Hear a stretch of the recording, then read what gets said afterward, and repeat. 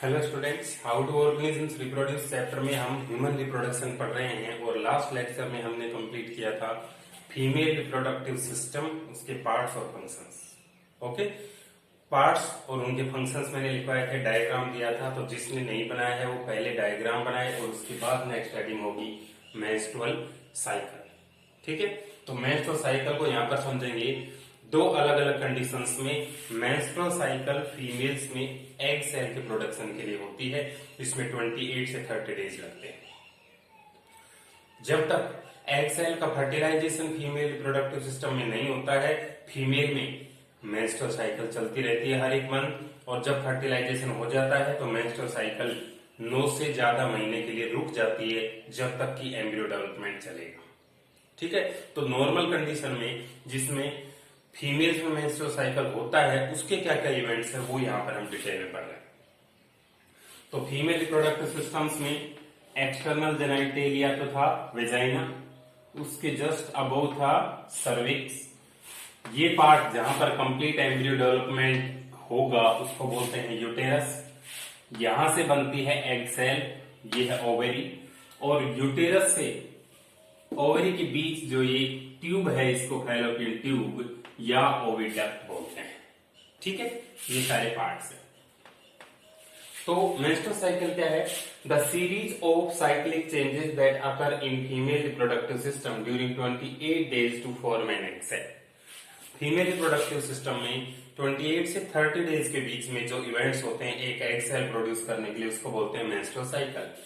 First menstrual cycle at the time of puberty is called menarche and last at the age of 45 to 50 years is called menopause। पहली menstrual cycle को menarche और last को menopause बोलते हैं। ठीक है, the changes which occur in uterus and ovaries during menstrual cycle are called menstrual changes। menstrual cycle में क्या क्या changes आते हैं उनको menstrual changes बोलते हैं। जैसे change in levels of estrogen and progesterone hormone। Females में इस्ट्रोजन और प्रोजेस्टेरोन हार्मोन्स जो ओवरी से बनते हैं उनके लेवल बदलते रहते हैं मेंस्ट्रुअल साइकिल में। Release of egg cell from ovary, इस प्रोसेस को ओव्यूलेशन बोलते हैं। मतलब यहां से एग सेल मैच्योर होकर रिलीज होगी और ओविडक्ट में आएगी। यहां पर ये एग सेल है, तो एग सेल के रिलीज होने के प्रोसेस को क्या बोलते हैं? Ovulation. Thickening of uterus wall for attachment of embryo, ये पूरा पार्ट यूटेरस है। इसकी जो अंदर वाली वॉल मैंने बताई थी, आप यूटेरस में देख सकते हैं, मैंने जहां पर इसका फंक्शन लिखवाया था, इस अंदर वाली वॉल को हम बोलते हैं एंडोमेट्रियम। इस एंडोमेट्रियम की थिकनेस मेंस्ट्रुअल साइकिल के दौरान बहुत ज्यादा बढ़ जाती है। क्यों? क्योंकि अगर यहाँ एग सेल प्रेजेंट है और उसी टाइम पर यहाँ से स्पर्म्स रिलीज होंगे, तो वो स्पर्म्स जाकर उस एग सेल का फर्टिलाइजेशन कर देंगे। और फर्टिलाइजेशन कहां पर होगा? ओविडक्ट में। ये मैंने आपको लिखवा रखा है। फर्टिलाइजेशन होने के बाद ये जाइगोट बन जाएगा। उस जाइगोट में डिवीजन होकर मल्टी सेलुलर एम्ब्रियो बनेगा। वो मल्टी सेलुलर एम्ब्रियो यहां फिर यहां कहीं भी आकर वो अटैच हो जाएगा एम्ब्रियो डेवलपमेंट के प्रोसेस के लिए। तो अटैच होने के लिए उसको बहुत सारे न्यूट्रिशन की जरूरत होगी, जो कि एंडोमेट्रियम वॉल प्रोवाइड करेगी। इसलिए एंडोमेट्रियम वॉल की जो थिकनेस है वो बढ़ जाती है। ठीक है, लेकिन यहाँ पर नॉर्मल मेंस्ट्रुअल साइकिल पढ़ रहे हैं, इसका मतलब फर्टिलाइजेशन नहीं होगा। अगर फर्टिलाइजेशन नहीं हुआ तो क्या होगा? The thickening of uterus wall for attachment of embryo, release of blood mucus egg cell through vagina, menstrual flow बोलते हैं इसको। मतलब अगर स्पर्म नहीं आया तो ओविडक्ट से ये एग सेल, ये एंडोमेट्रियम जो थिक हुई थी, इसके फ्रेगमेंट्स, ब्लड, म्यूकस, सारा कंटेंट रिमूव आउट हो जाएगा 3 to 5 डेज में। ठीक है, और नेक्स्ट मंथ में दूसरी वाली ओवरी से अगला मेंस्ट्रुअल साइकिल स्टार्ट होगा, जिसके फिर से यही फेजेज होंगे। मतलब यह है कि अल्टरनेटिव मंथ्स पर लेफ्ट और राइट ओवरी से एक एक एग सेल का प्रोडक्शन मेंस्ट्रुअल साइकिल के थ्रू होता रहता है। जब भी फर्टिलाइजेशन हो जाएगा, एम्ब्रियो बन जाएगा, मेंस्ट्रुअल साइकिल 9 से 15 मंथ्स तक बंद हो जाता है। इसमें एम्ब्रियो पूरा डेवलप भी हो जाता है, बेबी की बर्थ हो जाती है और उसको न्यूट्रिशन भी प्रोवाइड करती है मेमरी ग्लैंड। ठीक है, तो ये तो क्या केस है? All of the above events occur when egg cell is not fertilized. जब फर्टिलाइजेशन नहीं होगा तो ये सारे केसेस हैं। Once the egg cell gets fertilized menstrual cycle stops for more than 9 months. अगर एक बार फर्टिलाइजेशन हो गया, एम्ब्रियो आपके यहाँ पर अटैच हो गया, तो 9 मंथ से ज्यादा के लिए मेस्टोसाइकिल बंद हो जाएगी। ठीक है, तो ये केस तो क्या है, if egg cell is not fertilised. अब अगला केस हम पढ़ेंगे, if egg cell is fertilised, मतलब फर्टिलाइजेशन के बाद जाइगोट और एम्ब्रियो का डेवलपमेंट कैसे होता है। ठीक है, इसी फॉर्म में डायग्राम और ये नोट्स ऐसे ही बनाने हैं आपको। लिखें,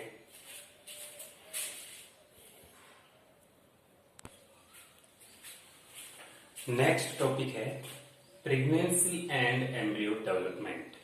ठीक है, इसके सामने आप लिख दीजिए when egg cell is fertilised, और मेंस्ट्रुअल साइकिल जहां पर हेडिंग डाली थी उसके सामने एरो के पास लिख दीजिए when egg cell is not fertilised. ठीक है, दोनों लिख देना सामने। प्रेगनेंसी और एम्ब्रियो डेवलपमेंट क्या है, the process of fusion of egg cell with sperm cell to form zygote in oviduct is called fertilisation. सबसे पहले जो एग सेल ओविडक्ट में प्रेजेंट है, मेंस्ट्रुअल साइकिल से बनकर आई है, और यहां से स्पर्म रिलीज होगा, उनका फ्यूजन होगा ओविडक्ट में और जाइगोट का फॉर्मेशन। ठीक है, fertilisation leads to pregnancy and embryo development. It involves following step. जैसे ही फर्टिलाइजेशन होगा, प्रेगनेंसी होगी और एम्ब्रियो डेवलपमेंट स्टार्ट होगा। स्टेप्स देखें, zygote forms embryo which attaches with uterus wall. Embryo के यूटेरस वॉल से अटैच होने के प्रोसेस को इम्प्लांटेशन बोलते हैं। ठीक है, जैसे यहां पर एग सेल है और यहां से स्पर्म सेल रिलीज हुई, जो कि अपनी टेल की हेल्प से स्विम करके एग सेल की तरफ पहुंचती है, और एग सेल से फर्टिलाइजेशन होके फिर बनता है जाइगोट। ठीक है, ये डायग्राम अलग से बनाना है इस हेडिंग के अंदर, और उसमें ये सारी चीजें लेबल करनी है। जाइगोट, फिर जाइगोट में बहुत सारे डिवीजन होंगे और ये यूट्रस की तरफ मूव करेगा, और यूट्रस में जाके जो यूट्रस की वॉल है उससे जाके चिपक जाएगा। इस प्रोसेस को हम बोलते हैं इम्प्लांटेशन। तो जाइगोट से अब बन गया है एम्ब्रियो। ठीक है, मल्टीसेलर एम्ब्रियो आकर यूट्रस की वॉल से चिपक गया है। उसके बाद A vascular connection between mother and developing fetus is formed, which is called placenta. Mother का यूट्रस और डेवलपिंग एम्ब्रियो के बीच ये जो कनेक्शन बन गया, इसको बोलते हैं प्लेसेंटा। इनके जंक्शन पर बनता है प्लेसेंटा। ओके, देखिए एक बार,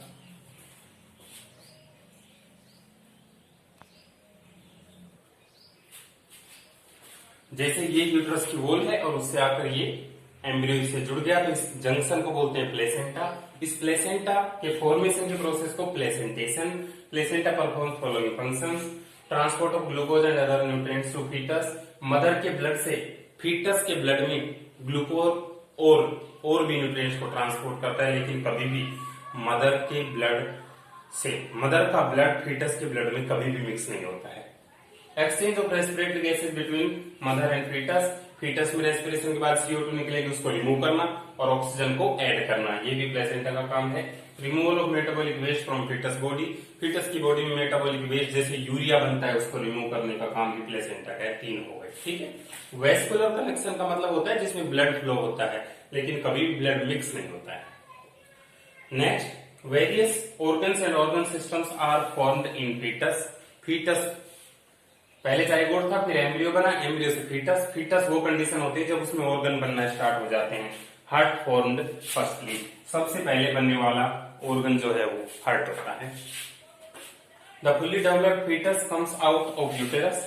फिर पूरा डेवलपमेंट होने के बाद यूटेरस से रिमूव आउट होता है, जिसको चाइल्ड बर्थ और पार्च्यूरेशन बोलते हैं।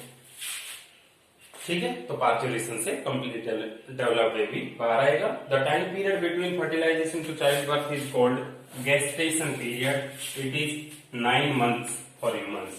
फर्टिलाइजेशन से और चाइल्ड बर्थ के बीच का जो टाइम पीरियड है उसको गेस्टेशन पीरियड बोलते हैं। ह्यूमंस के लिए ये 9 महीने का होता है। ठीक है, तो ये है pregnancy and embryo development. Okay, इसी तरह से नोट्स बनाने हैं, लिखने हैं।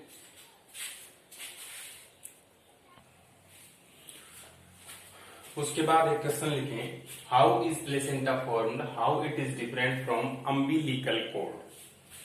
Placenta is formed when embryo attaches with uterus wall and uterus wall grows on outer wall of embryo। ये embryo है, ये uterus wall से जाके अटैच हो जाता है, फिर जो uterus की wall है वो भी इस outer wall को कवर कर लेती है, जिससे इनके बीच एक डिस्क शेप्ड कनेक्शन बन जाता है, उसको प्लेसेंटा बोलते हैं। Placenta is a disc shaped connection between mother and fetus while the umbilical cord is a long tube which transport substances exchanged at placenta। तो ये जो जंक्शन है यूट्रस का और एम्ब्रियो का, जंक्शन को तो प्लेसेंटा बोलते हैं, और जंक्शन से जो ट्यूब निकलती है बहुत लंबी, आपने देखी होगी, उसको बोलते हैं अम्बिलिकल कॉर्ड। मतलब चाइल्ड बर्थ के टाइम पर अम्बिलिकल कॉर्ड को कट किया जाता है, ना कि प्लेसेंटा को। ठीक है, तो अम्बिलिकल कॉर्ड एक ट्यूब हो गई, ये क्वेश्चन। उसके बाद अगला टॉपिक है reproductive health, male and female reproductive systems और रिप्रोडक्शन की मैकेनिज्म कंप्लीट हो गई है। रिप्रोडक्टिव हेल्थ का मतलब ये है कि सभी को सोसाइटी के अंदर रिप्रोडक्शन से रिलेटेड बॉडी में जो चेंजेस आते हैं प्यूबर्टी के टाइम, उनकी नॉलेज होनी चाहिए। रिप्रोडक्शन के क्या नेगेटिव और पॉजिटिव इंपैक्ट है, उनकी नॉलेज होनी चाहिए। क्या पर्टिकुलर एज होती है जिसमें रिप्रोडक्शन से रिलेटेड जो फिनोमिना है उनके बारे में हमें समझना चाहिए, और क्या इम्पैक्ट होता है जब एक सोसाइटी में या फिर एक कंट्री में रिप्रोडक्टिव हेल्थ पुअर होती है, मतलब लोगों को अवेयरनेस अच्छे से नहीं होती रिप्रोडक्शन से रिलेटेड। ये सब चीजें पढ़ेंगे रिप्रोडक्टिव हेल्थ में, और लास्ट में ऐसे मेथड्स पढ़ेंगे जो कि पॉपुलेशन कंट्रोल के लिए यूज किए जाते हैं। ठीक है, तो पॉपुलेशन कंट्रोल में क्या क्या मेथड्स यूज किए जाते हैं जिसमें कि प्रेगनेंसी ना हो, ज्यादा चाइल्ड बर्थ ना हो, पॉपुलेशन ग्रोथ ना हो, उसके मेथड्स पढ़ेंगे।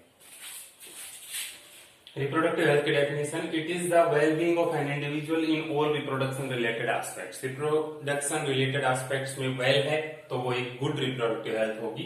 A good reproductive health can be maintained by having complete knowledge about the functioning of reproductive organs and changes occurring at the time of puberty. इनके बारे में फुल नॉलेज हो कि क्यों हो रहे हैं ये चेंजेस, क्या इनका पर्पज है, तो रिप्रोडक्टिव हेल्थ एक अच्छी होगी। Poor reproductive health of a country और सोसाइटी रिजल्ट्स इन, अगर पुअर रिप्रोडक्टिव हेल्थ हुई तो क्या क्या हार्मफुल इफेक्ट है। A number of sex related problems in humans, chances of spread of STDs. STDs होती हैं sexually transmitted diseases, for example AIDS in society, unwanted pregnancies and population explosion. अगर reproduction के बारे में फुल नॉलेज नहीं होगी तो अनवांटेड प्रेगनेंसीज होंगी जिससे पॉपुलेशन एकदम से बढ़ेगी, जिससे अनएम्प्लॉयमेंट और बहुत सारी प्रॉब्लम्स होंगी। Lack of awareness among teenagers about sex related issues may also cause very poor reproductive health. अगर टीन एजर्स में अवेयरनेस नहीं होगी, जैसे कि 10 से 12 क्लासेस के बीच जो एज होती है जिसमें हार्मोनल चेंजेस भी आते हैं, बॉडी में भी चेंजेस आते हैं, तो उनको समझना, जिसको समझ में है कि हाँ इस पर्पज से ये आ रहे हैं, वो तो रिप्रोडक्टिव हेल्थी होगा, और जिसके माइंड में मिसकंसेप्शन से उनको लेकर वो रिप्रोडक्टिवली अनहेल्थी होगा। ठीक है, तो पहले तो ये लिखे रिप्रोडक्टिव हेल्थ में, फिर हम बर्थ कंट्रोल के मेथड्स भी पढ़ेंगे। फुल फॉर्म लिखनी है आपको एसटीडी, एड्स और एचआईवी की। STD, AIDS, HIV, sexually transmitted diseases, acquired immunodeficiency syndrome, human immunodeficiency virus. ये तीनों पेज के टॉप पर आप फुल फॉर्म्स लिख दीजिए। ठीक है, लिखिए।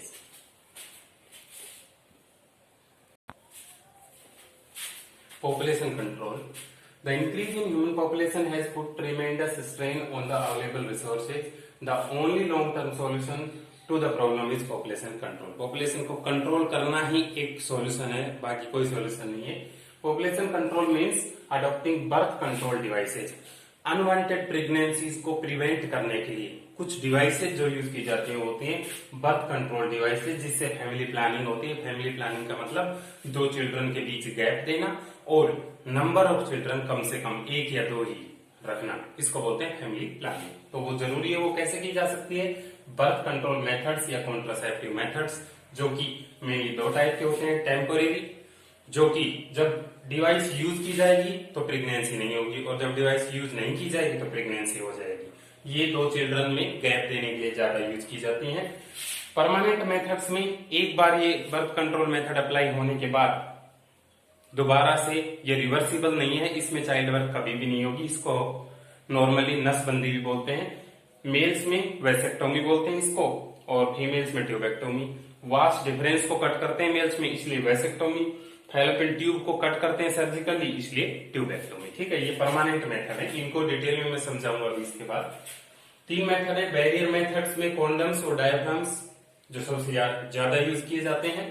केमिकल मेथड्स में पिल यूज की जाती है, जैसे सहेली एक सबसे पहले बनने वाली पिल है इंडिया में, और स्पर्मिसाइड क्रीम ऐसी क्रीम जो स्पर्म को किल करती है। और आईयूडी इंट्रा यूट्राइन डिवाइस जैसे कॉपर टी, ये कॉपर आयन रिलीज करती रहती है और स्पर्म्स को मारती रहती है। ठीक है, तो इनको डिटेल में हम पढ़ेंगे नेक्स्ट लेक्चर में, और कुछ क्वेश्चंस हम इस चैप्टर के सोल्व करेंगे ताकि ये चैप्टर कंप्लीट हो जाएगा नेक्स्ट लेक्चर में। यहां तक आप इसी फॉर्म में नोट्स बनाएं और इसको डिटेल में स्टडी करें। Okay, thank you.